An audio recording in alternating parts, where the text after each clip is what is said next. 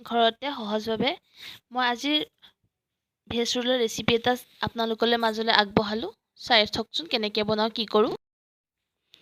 এতিয়া মই আটা মঠি ল'ম। এতিয়া আটা মঠিবৰ বাবে মই অলপমান 2 কাপ আটা ব্যৱহাৰ কৰিছোঁ। তাৰ লগত মই সোৱাদ অনুসৰি নিমখ ব্যৱহাৰ কৰিছোঁ আৰু অলপমান মই বেকিং পাউডাৰ ব্যৱহাৰ কৰিছোঁ। নেদেখুওৱাৰ বাবে দুখিত। এই আটাখিনি মই ভালদৰে মঠি ল'লোঁ।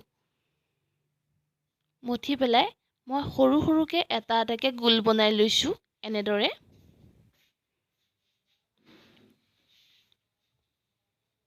আপোনালোকে ডাঙৰ সৰু নিজৰ চাইজ অনুসৰি বনাব পাৰে।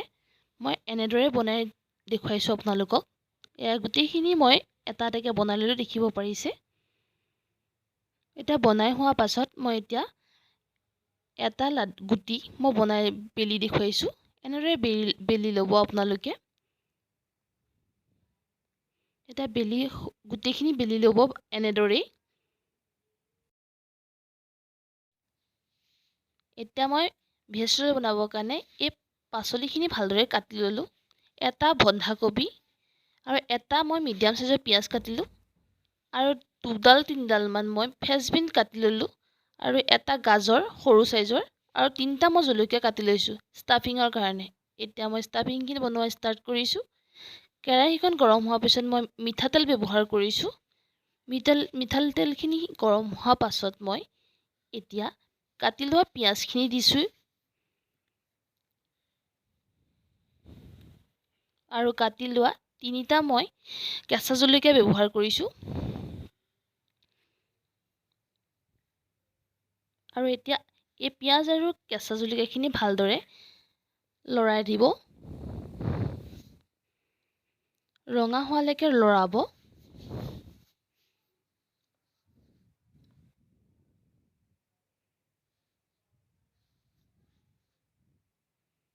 ভালদৰে লৰাই হৈ গ'ল, ৰঙচুৱা হ'ল দেখিব পাৰিছে। এতিয়া মই কাটি লোৱা বন্ধাকবিখিনি দি দিছোঁ এনেদৰে।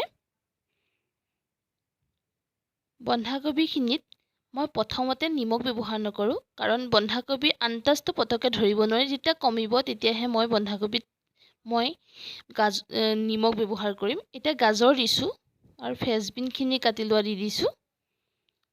আৰু এতিয়া মই আটাখিনি ভালদৰে মিহলাই দিম।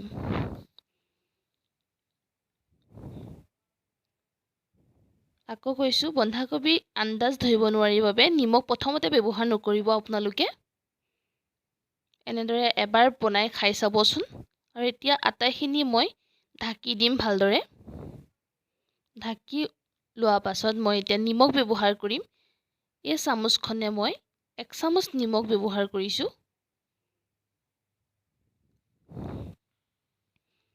আৰু মই 1 চামুচ গৰম মছলা ব্যৱহাৰ কৰিছোঁ। আৰু কালাৰৰ বাবে মই 1 চামুচ কাশ্মীৰী ৰেড চিলি ব্যৱহাৰ কৰিছোঁ। এটা অপশ্যনেল হয়, আপোনালোকে ব্যৱহাৰ কৰিব পাৰে, নকৰিবও পাৰে। আৰু 1 চামুচ মই চাট মছলা ব্যৱহাৰ কৰিছোঁ, এইটো অপশ্যনেল হয়। এতিয়া মই আটাইখিনি মছলা ভেজিটেবলখিনিৰ লগত ভালদৰে মিহলাই ল'ম।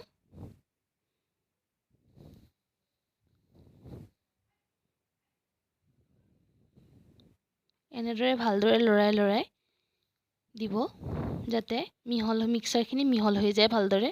আৰু এতিয়া অলপ দেৰি মই ঢাকি ৰাখিম। দেখিব পাৰিছে, ঢাকি হোৱাৰ পিছত মই চয়া চচ ব্যৱহাৰ কৰিছোঁ। ইয়াত অলপমান চয়া চচ ব্যৱহাৰ কৰিছোঁ আৰু অলপমান মই টমেটো কেটচাপ যিটো হয় সেইটো ব্যৱহাৰ কৰিছোঁ। এতিয়া মই টাৱাখন পাতি ৰুটি এটা মই দি দিছোঁ। ৰুটিটো মই এনেদৰে বেলি পেলাই এনেদৰে লৰাই দিম। সদায় ৰিফাইন তেল ব্যৱহাৰ কৰিব ৰোলত। মিঠাতেলটো ব্যৱহাৰ কৰিব পাৰে, কিন্তু ৰিফাইন তেলত বনালে সোৱাদটো ভাল হয়। সেইটো কাৰণে মই ৰিফাইন তেল ব্যৱহাৰ কৰি দেখুৱাইছোঁ। আৰু মই ময়দাই বনোৱা নাই আজি, মই আটাই বনাই দেখুৱাইছোঁ। দেখিব পাৰিছে, মই 1 চামুচে ৰিফাইন তেল ব্যৱহাৰ কৰিছোঁ। এনেদৰে আপোনালোকে বনাই ল'ব।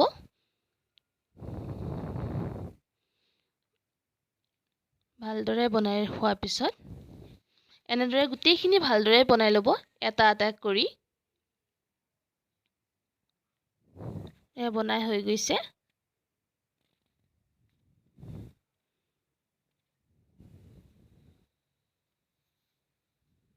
এতিয়া মই এটা ৰোল বনাই দেখুৱাইছোঁ আপোনালোকলৈ।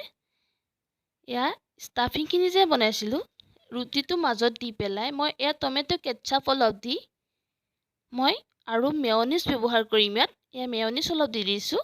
আপোনালোকে মেয়নিজ নাথাকিলে নিদিবও পাৰে। থকা বাবে মই দি দিছোঁ। আৰু এতিয়া ৰোল আকাৰত মই এনেদৰে ছেভ কৰি লৈছোঁ। কাগজ এখনে বা ফইল পেপাৰ নাই কাৰণে কাগজেৰে ব্যৱহাৰ কৰি দেখুৱাইছোঁ। এয়া দেখিব পাৰিছে ইমান সুন্দৰ হৈছে। এনেদৰে এবাৰ বনাই খাই চাবচোন, বহুত সুন্দৰ হয় খাবলৈ। ঠিক আছে, লাইক, কমেণ্ট আৰু ছাবস্ক্ৰাইব কৰিব আমাৰ চেনেলটো। ধন্যবাদ।